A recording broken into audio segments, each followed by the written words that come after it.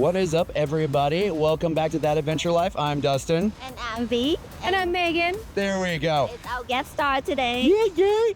Last time we were in the beautiful town of Ouray, we did the lower route of the Via Ferrata, and today we're doing the upper.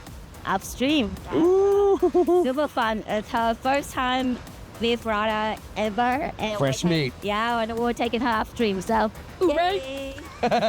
If you haven't seen it already, we have the Downstream Route up in the upper right corner. You can check that out.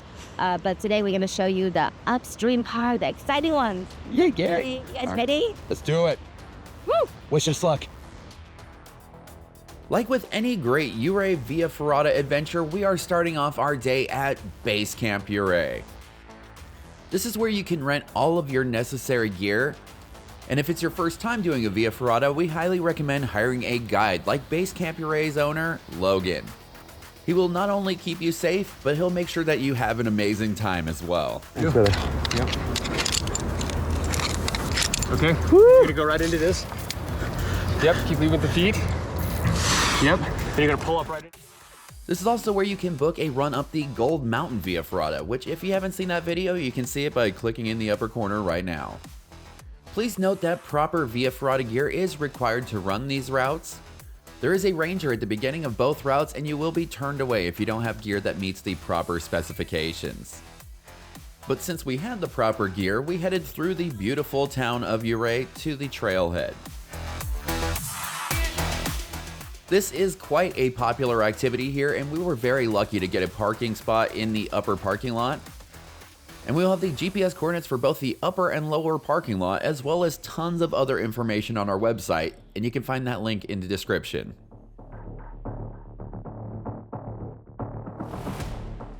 As you can see, the route is really well marked with bright yellow signs pointing you which way to go to start your adventure.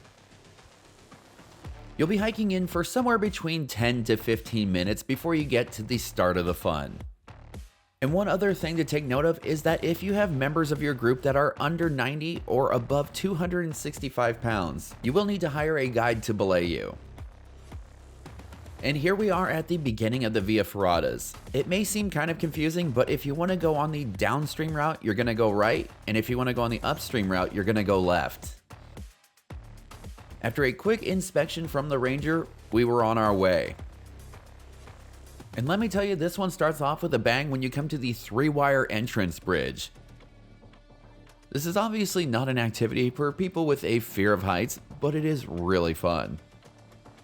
If I had one piece of advice, it would be to prepare yourself mentally because the bridge does swing quite a bit more when you get towards the middle. After the bridge, you are one short traverse away from a very unique feature that we had never experienced before on a Via Ferrata, and that is the Helix ladder.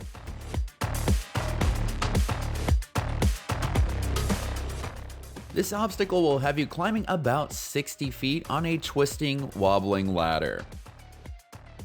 One thing you want to be sure to do is to hook your Via Ferrata lanyards over your arm. This will ensure that they get pulled up with you.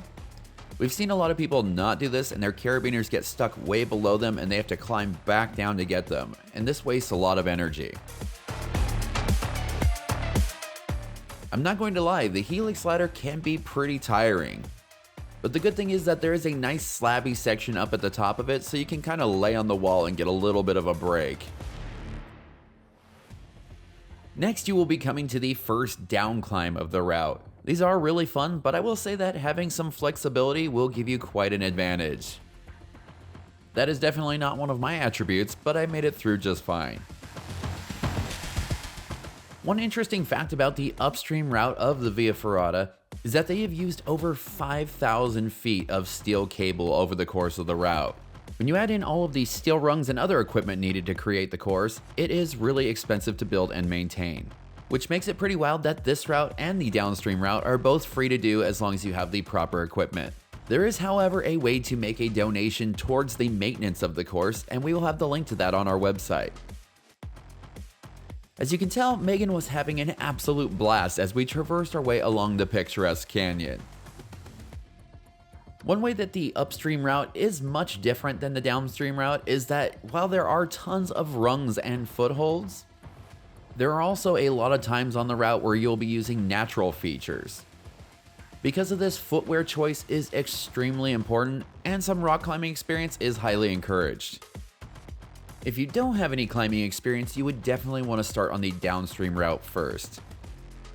If you are already a Via Ferrata fan, just know that this is rated a 4.5B on the Italian Via Ferrata rating system.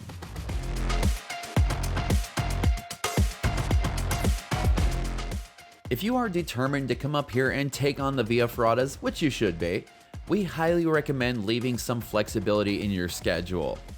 On a previous trip, we were almost not able to do it one day because of a freak afternoon thunderstorm. Luckily, it let up and we were able to do the course, but it's always a good idea to come up here with a plan B just in case the weather isn't cooperating that day. And also, the time of year is important. The Ouray Via Ferratas typically run from early May till around November 3rd, weather permitting. During the season, they're open 7 days a week from 8 a.m. till 4 p.m.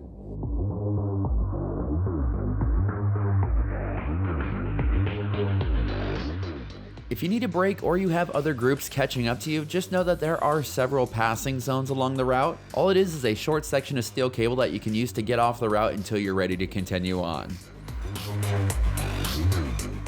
The next down climb got a little bit interesting because there's a section with no rungs. You just hold onto the cable and it felt almost like rappelling.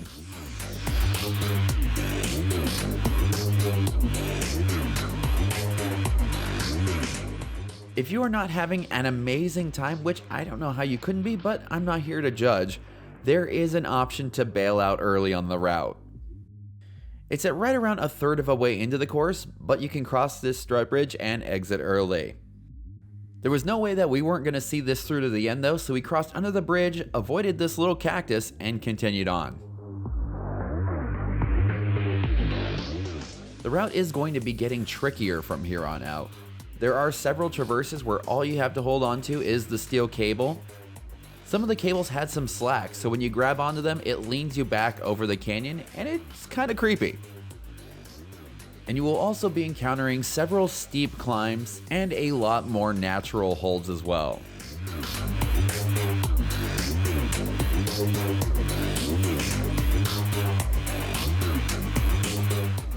You are going to be doing a bit of traversing on natural footholds here. It is challenging, but also really fun.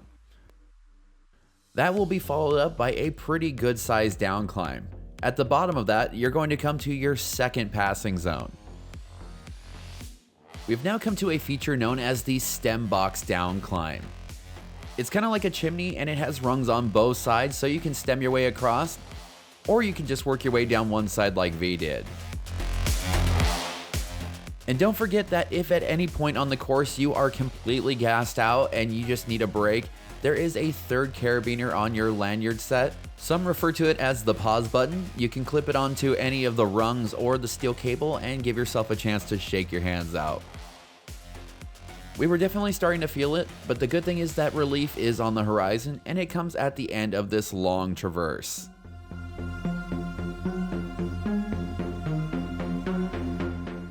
Here we are at the optional but very appreciated break spot on the course. From here you can unclip and hang out by the river for a second. We definitely recommend bringing some snacks along to help you keep those energy levels up, and this is a great spot to enjoy them.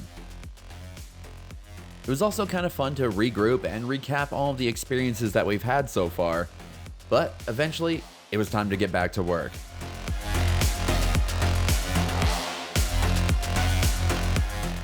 At this point, we are making our way towards an area known as the South Park Traverse and Overhang Climb. Once again, it seems like the difficulty level goes up a little bit, but it just could be that we were extremely tired by this point. The overhang climb was especially challenging. It's really going to take a toll on your arms, but luckily we were able to grit our teeth and struggle our way through it. Once you get to the top of the overhang climb, things aren't going to let up just yet, and there's going to be one more spicy little traverse before things start to mellow out. You are going to end up on this smaller ledge that will give you a tiny chance to catch your breath before it's time to get back to a down climb. you're going to end up on a much bigger ledge. That'll give you a nice chance to shake those arms out. And this is also where you might get your first sight of the leap of faith. Megan must have had a second wind as she made a mad dash for the finish line, and eventually we all down climbed to the leap of faith.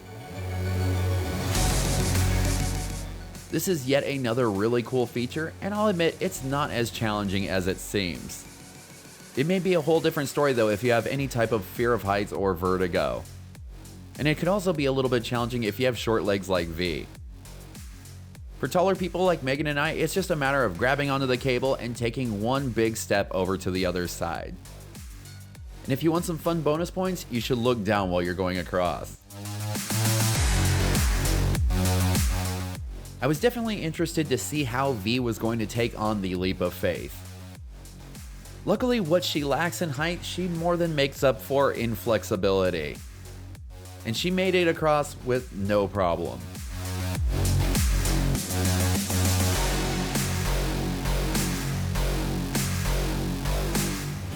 Now that you have the leap of faith behind you, you have one last tricky climb before you can say that you've conquered this beast. This route definitely didn't want to let go without a fight, but at last we could say that we've conquered the upstream via Ferrata. On the way back, you'll be tracing the ledge along the top of the route, so you'll be able to watch other people as they make their way through the course. And you will also be passing by the starting point for both via Ferratas. If you still have some energy left, you can always hop on the downstream route, which is what I did, but the girls were a little bit more interested in a drink and a snack at the car. And that is going to do it for our first exciting time experiencing Ouray's upstream via Ferrata. If you enjoyed this video, please be sure to like, comment, and subscribe because it really helps out the channel. If you have any suggestions for future adventures, please let us know in the comments below. And for all the information about the Ouray via Ferratas as well as other awesome adventures, head on over to thatadventurelife.com.